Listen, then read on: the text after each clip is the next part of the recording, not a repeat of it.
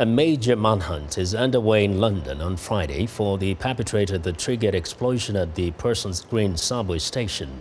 At least 18 people were injured, many with burns. Authorities are treating the incident as an act of terrorism. Police quickly descended on the underground station on the city's west side following the early morning blast on a packed rush-hour commuter train.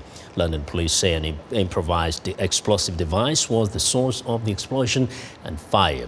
Media reports say the explosion at Parsons Green started a stampede. Many witnesses described a scene of panic. Photos taken inside the train show a white plastic bucket inside a supermarket shopping bag. Flames and what appear to be wires can also be seen. Police say it's too early to draw any conclusions and added that their investigation is being supported by input from MI5, Britain's domestic intelligence agency. And at this stage, we are treating the matter as a terrorist-related incident, and the Metropolitan Police Counter-Terrorism Command will take responsibility for that investigation. This stage, it's a little early to draw any full conclusions as to what the circumstances and cause of that explosion are, and we are investigating and exploring that at the moment. British Foreign Minister Boris Johnson appealed for calm and said it was important not to speculate. London Mayor Sadiq Khan said the British capital will never be intimidated or defeated by terrorism. London has been hit by a series of terror attacks this year, all striking so-called soft targets like transport hubs and pedestrian walkways. Now, for the latest details on the attack, correspondent Henry Ridgwell joins us live from London. Now, Henry, can you please get us up to speed on what you're hearing about the investigation so far? Well, police still haven't identified any suspects yet.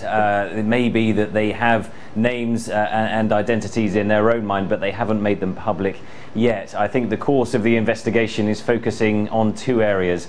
The first will be the security cameras. There are thousands, hundreds of thousands of them across London, so officers will be tracking through those, trying to trace and identify a face who brought that suspect package onto the train carriage, and try to trace them backwards and forwards to try to find out who they are and where they might be now. The second line of inquiry will be looking at the bomb itself. As you describe, it was a white bucket inside a plastic shopping bag, which officers say appears not to have detonated properly.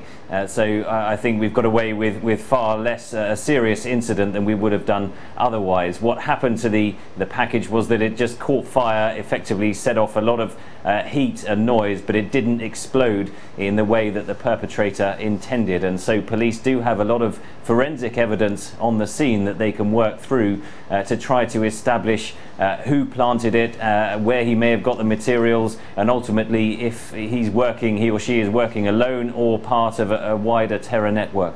Now, Mayor Khan says that Britons will not be intimidated by terrorism, but the fact is that it's becoming so often to hear about these attacks.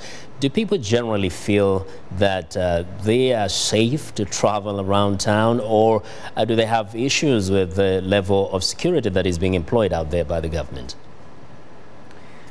Whenever there's an incident like this, of course, it brings to the forefront of people's minds the everyday dangers that exist living in a city like London.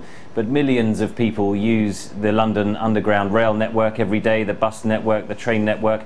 As you say, there have been a series of attacks this year, the most serious being at London Bridge, where the terrorists launched attack on passers-by with knives and drove into pedestrians on the side of the walkway at London Bridge.